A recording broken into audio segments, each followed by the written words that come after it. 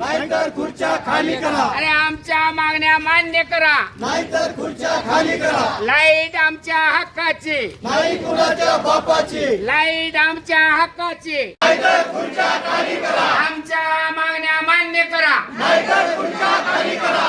Load shedding रद्द झालंच पाहिजे. लोड शेडिंग रद्द झालंच पाहिजे. भारनियमन रद्द झालंच पाहिजे. भारनियमन रद्द झालंच पाहिजे. कोण म्हणतोय देत नाही. घेतल्याशिवाय राहत नाही. कोण म्हणतोय देत नाही. घेतल्याशिवाय घोषणाबाजी करत आंदोलकांनी तिथेच ठिय्या मांडला. मुद्द्यावर भर देत शेतकऱ्यांच्या आणि शेतात राहणाऱ्या कुटुंबांच्या समस्या या आंदोलनाच्या केंद्रस्थानी होत्या. शेतीसाठी रात्री 7 ते 12 वाजेपर्यंत जे भारनियमन केले जात होते त्याचा मोठा फटका शेतात राहणाऱ्या कुटुंबांना आणि लहान मुलांना बसत होता.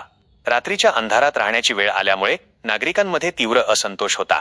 विजेचे भारनियमन तातडीने रद्द करा या प्रमुख मागणीसाठी आंदोलकांनी तब्बल 2 तास वीज वितरण कंपनीच्या गडहिंग्लज कार्यालयासमोर ठाण मांडले होते.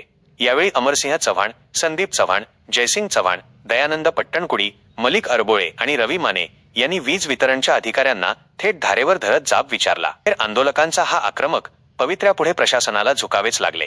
अधिकाऱ्यांसोबत झालेल्या वादळी चर्चेनंतर अतिरिक्त शाखा अभियंता संदीप पाटील यांनी गडहिंग्लज तालुक्यातील हे रात्रीचे भारनियमन रद्द करत असल्याचे लेखी आश्वासन दिले.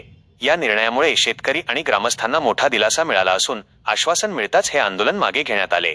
या आंदोलनात अजित कोरी, बाबूराव माने, शेखर माने, नारायण डोंगरे, शरद मांडेकर, संजय भोसले, संजय पाटील, इराप्पा मूर्ती, युवराज कदम, भाग्यश्री चौगुले, मंजुळा माने, सविता शेलार यांच्यासह नूल, मुगळी, जरळी, चन्नेकुपी, शिंदेवाडी, भडगाव या भागातील शेकडो नागरिक आणि महिला मोठ्या संख्येने उपस्थित होत्या.